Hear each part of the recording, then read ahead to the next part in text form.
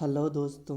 आप देख रहे हैं रियांस क्लासेज में मैं रुस्तम राज आप सभी का हार्दिक स्वागत करता हूं।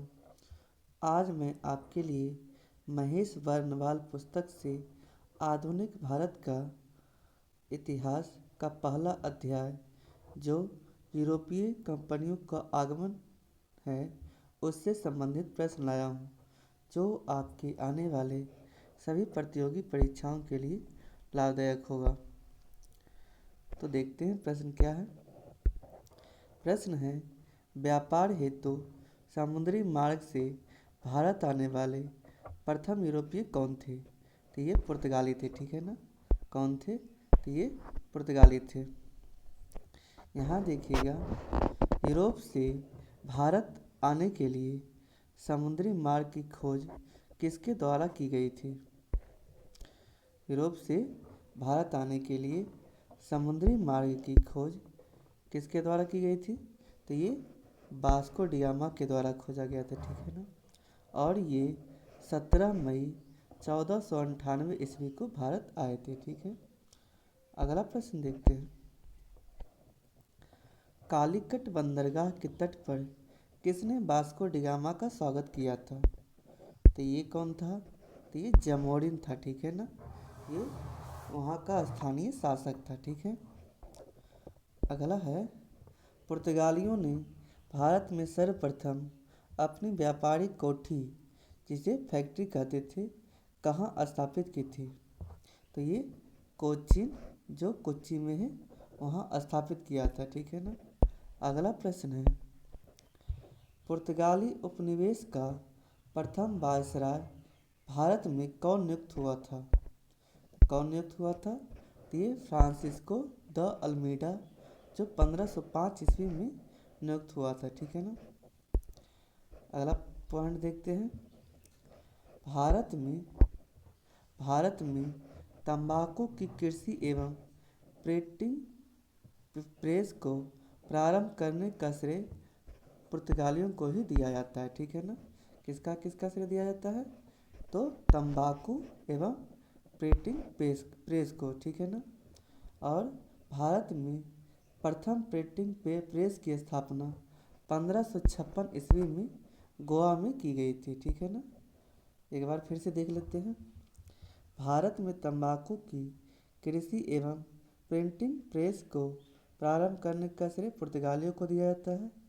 भारत में प्रथम प्रिंटिंग प्रेस की स्थापना 1556 में गोवा में की गई थी, ठीक है ना। आगे देखते हैं।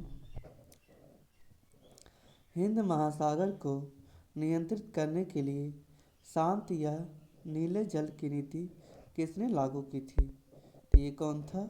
तो ये फ्रांसिस्को द अल्मीडा ने, ठीक है ना। आगे देखते हैं। यहाँ देख लेते हैं विभिन्न देशों के खोजकर्ता, ठीक है ना। एक तरफ खोजकर्ता है, दूसरी तरफ देश है, ठीक है। यहाँ देखिएगा, वास्को डिगामा ने किसकी खोज किया था? तो भारत का। कोलंबस ने अमेरिका का, ठीक है। कैप्टन जेम्स कुक ने ऑस्ट्रेलिया का किया था, ठीक है ना। आगे देखते हैं। तस्मान आदमी का नाम है, तस्मानिया एवं न्यूजीलैंड का खोज किया था। बार्थोलोम्यू डुआज ने केप ऑफ गुड होप, जो दक्षिण अफ्रीका में है, उसकी खोज किया था। आगे देखते हैं। भारत में पुर्तगाली शक्ति का वास्तविक संस्थापक किसे माना जाता है? तो ये अल्बुकर्क को माना जाता है, ठीक है ना। अल्बुकर्क को पुर्तगाली शक्ति का वास्तविक संस्थापक माना जाता है। आगे देखते हैं। किस वायसराय के काल में गोवा को पुर्तगालियों का औपचारिक मुख्यालय बनाया गया? तो ये नीनो डी कुन्हा, ठीक है ना, नीनो डी कुन्हा के द्वारा बनाया गया था। आगे देखते हैं। पुर्तगालियों ने हिंद महासागर क्षेत्र में व्यापार पर नियंत्रण स्थापित करने के लिए कार्टेज आर्मेडा काफिला पद्धति प्रारंभ की थी, ठीक है ना। पद्धति का नाम क्या था? तो कार्टेज आर्मेडा काफिला पद्धति, ठीक है ना। आगे देखते हैं। पुर्तगालियों के पश्चात भारत में व्यापार करने आए डच कहाँ के निवासी थे? तो ये हॉलैंड, जो वर्तमान में नीदरलैंड्स है, ठीक है ना। अब देखते हैं भारत में विदेशी कंपनियों का आगमन कब कब हुआ था, ठीक है ना। तो यहाँ से देख लेते हैं।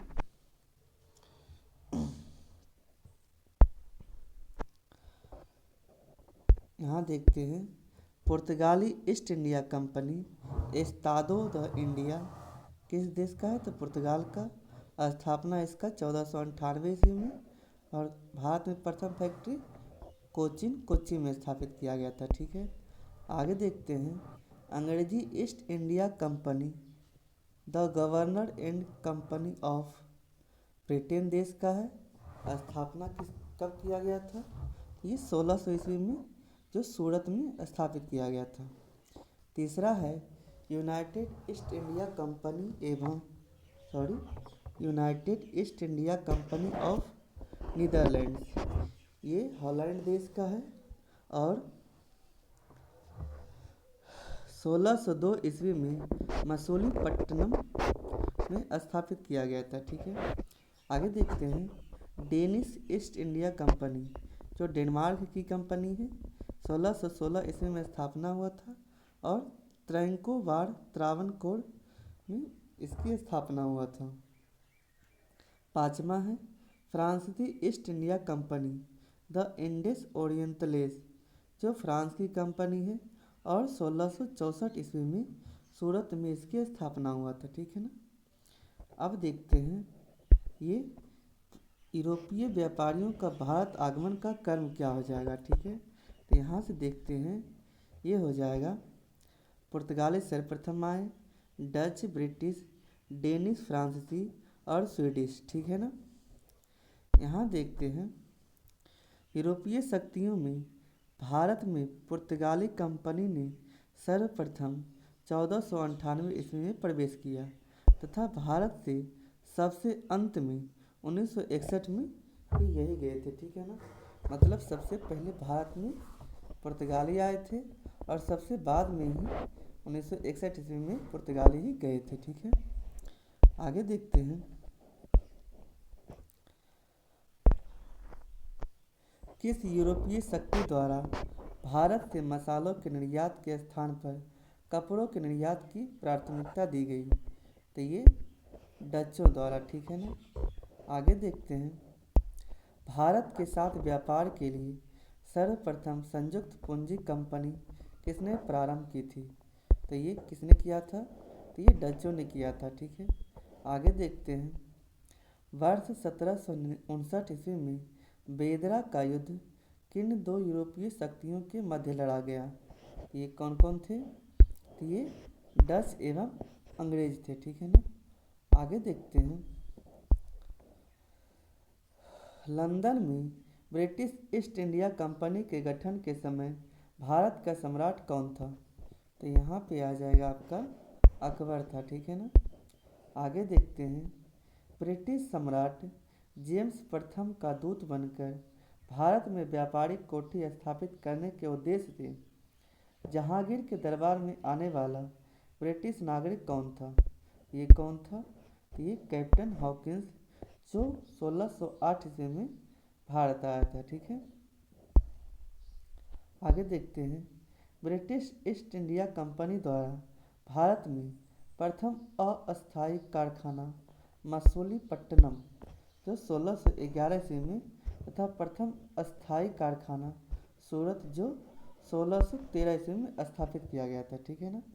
अस्थायी से रूप से पूछेगा तो मसूलीपट्टनम, और अस्थायी रूप से 1613 ईस्वी में, ठीक है ना, सूरत में।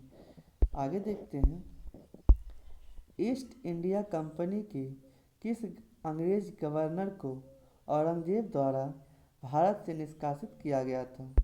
तो ये कौन अंग्रेज थे? तो ये सर जॉन चाइल्ड थे, ठीक है ना। आगे देखते हैं हैमिल्टन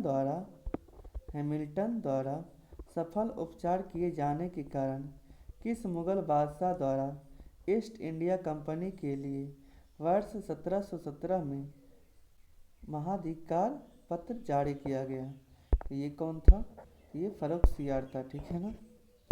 आगे देखते हैं। 1661 ईस्वी में इंग्लैंड के राजा चार्ल्स द्वितीय का विवाह पुर्तगाली राजकुमारी कैथरीन के साथ में हुआ था, ठीक है ना। इस अवसर पर पुर्तगालियों ने चार्ल्स द्वितीय को दहेज के रूप में बम्बई द्वीप प्रदान किया था। 1668 ईस्वी में 1668 ईस्वी में चार्ल्स द्वितीय ने 10 पाउंड वार्षिक किराया लेकर बम्बई ईस्ट इंडिया कंपनी को दे दिया था, ठीक है ना। आगे देखते हैं।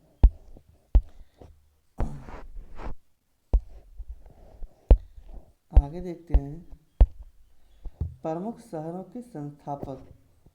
तो एक तरफ शहर है, दूसरी तरफ संस्थापक है, ठीक है ना। देखिएगा आप लोग, कलकत्ता शहर की स्थापना जॉर्ज चारनोक ने किया था।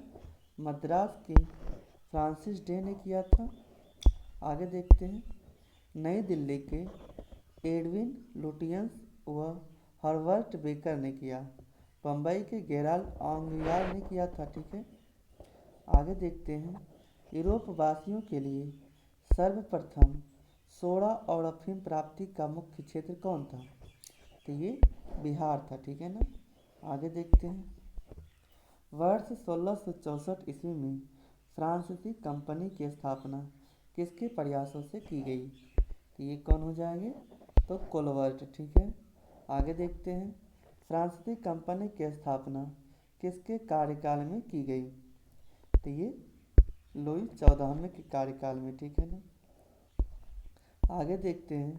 फ्रैंक कैरो के द्वारा भारत में प्रथम फ्रांसीसी फैक्ट्री की स्थापना कहाँ की गई थी? तो ये सूरत 1668 ईस्वी में, ठीक है ना। आगे देखते हैं। फ्रांसीसी गवर्नर डुप्ले ने पहली बार भू क्षेत्र अर्जित करने के उद्देश्य से भारतीय राजाओं के विवादों में भाग लेने की नीति आरंभ की थी। आगे देखते हैं। फ्रांसीसियों द्वारा फोर्ट लुई नामक किला कहाँ बनाया गया था? ये पांडिचेरी में बनाया गया, ठीक है ना। आगे देखते हैं। पांडिचेरी का प्रथम फ्रांसीसी गवर्नर कौन था? तो ये फ्रांको मार्टिन था, ठीक है ना। आगे देखते हैं। पुर्तगालियों को सौली के स्थान पर किस अंग्रेज अधिकारी ने पराजित किया? तो ये थॉमस बेस्ट था, ठीक है ना। आगे देखते हैं। वांडीवास के युद्ध जो 1760 ईस्वी में हुआ था, अंग्रेजों ने किसे पराजित किया था? ये फ्रांस को पराजित किया था, ठीक है। आगे देखते हैं। कर्नाटक का युद्ध किनके मध्य लड़ा गया था? तो ये हो जाएगा अंग्रेज एवं फ्रांस के बीच में। अगला प्रश्न है। प्रथम कर्नाटक युद्ध किस संधि के माध्यम से समाप्त हुआ था?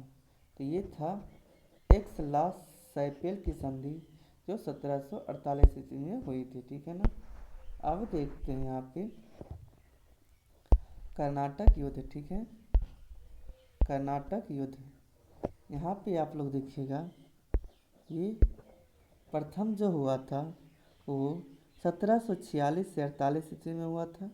इसका कारण था ऑस्ट्रिया के उत्तराधिकार का युद्ध, संधि एक्स-ला-सैपिल की संधि जो 1748 ईस्वी में हुई थी।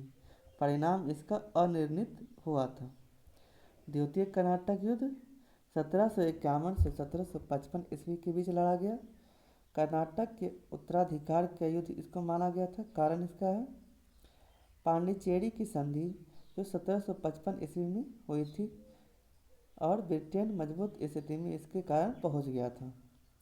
तृतीय युद्ध 1758 से 63 के बीच में सप्तवर्षीय युद्ध एवं औपनिवेशिक कारण इसका रहा। संधि पेरिस संधि हुआ था 1763 ईस्वी में। इसमें फ्रांस की पराजय हो गई थी, ठीक है ना। आगे देखते हैं। अंग्रेजी कंपनी का नाम Governor and Company of Merchants of London trading into the East Indies रखा गया था, ठीक है ना। इसके आगे का चैप्टर अगले वीडियो में देखने के लिए मिलेगा, ठीक है ना। अगर आप इस चैनल पर नए हैं तो वीडियो को लाइक, चैनल को सब्सक्राइब और ज़्यादा से ज़्यादा हो सके तो अपने दोस्तों के पास शेयर करें ताकि वे लोग भी इस चैनल के माध्यम से इस वीडियो का लाभ उठा सकें। Thank you.